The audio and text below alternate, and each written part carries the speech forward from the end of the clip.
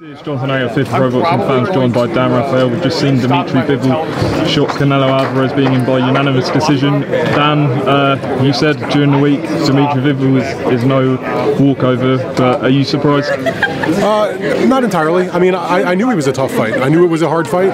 I thought Canelo would win, but it's not in any way a shock to me at all. I've watched Bivol almost his entire career, and you know, they created weight classes for a reason. And all respect to Canelo for what he's done as a junior middleweight, a middleweight, and becoming undisputed at super middleweight. But I've said, even if I picked him, I said that Bivol was definitely his best opponent post Triple G. In other words, since he's not been a middleweight anymore, because even though he defeated Kovalev at light heavyweight, that was not the best version of Kovalev. That was not the Kovalev when he was a monster, a pound for pound guy. That was him a little bit beyond his best. And Bivol is still a fresh guy, never been in a damaging kind of fight, and has got good skills, and he put it all together, and then Canelo came up short. I mean, I thought it was a competitive fight, but it wasn't like, I don't see how you could see that Canelo could actually have won. I know he said at the press conference he felt like he won the fight.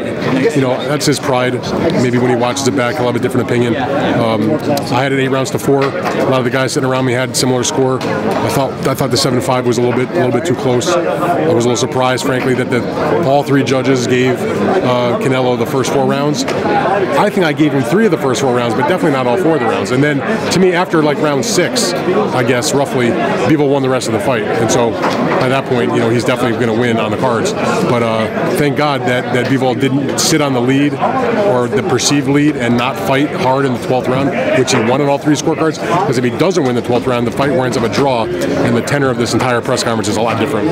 Did Canelo's tactics surprise you at all? Obviously, or was it just Bivol was more aggressive, more hungry than anyone he's faced recently? I mean, the fact that Dmitry was hungry does not surprise me. I mean, this is what he's worked his entire life for, and you're in a big championship fight with, you know, everything you've worked for on the line. So I don't think anything about hunger is a problem for Dmitry Bivol.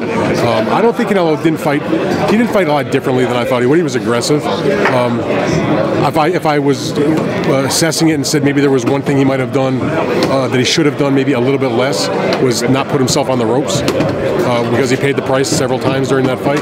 But all in all, I don't think it was so much that the tactics that Canelo employed were the reason he lost. It was because the guy that he was fighting just had a better plan and was able to execute it better, and did more damage and was able to impose himself more. And last one, you said you felt it was a competitive fight. Granted, you didn't have it too close, but do you feel like the rematch would be the best option for Canelo?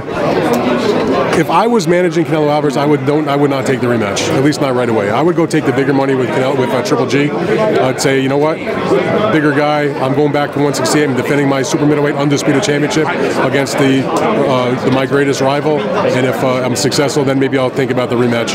But again, I understand the pride is a big factor in this. He's a very proud man, and I understand that. But sometimes you have to be saved from yourself. And I covered fights like Shane Mosley, Winky Wright, and Shane insisted on the rematch and got licked both times. And there's a lot of rematches like that where I've seen that happen. Shane Mosley, same thing with Vernon Forrest. Took the rematch. Obviously, in the first fight, there was no way he was going to win the rematch. What happened? He lost the rematch. You know, Vernon Forrest against Ricardo Mayorga got absolutely destroyed in the first fight. Took the immediate rematch, lost again.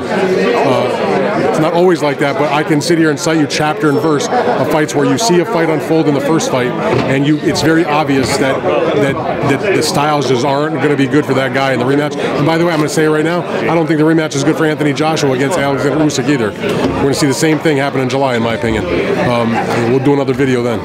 Dan Rafael, thanks for the Pro Boxing Fans. Just let the fans know where they can catch your work tonight that you've done. By all means, I've got all my stories off this fight, the fight night recaps, both the undercard and the main event, bigfightweekend.com, and also go to my newsletter, danrafael.substack.com. Find my work regularly on both of those sites. Thank you for telling that. Appreciate it. Dan, top man. Appreciate it.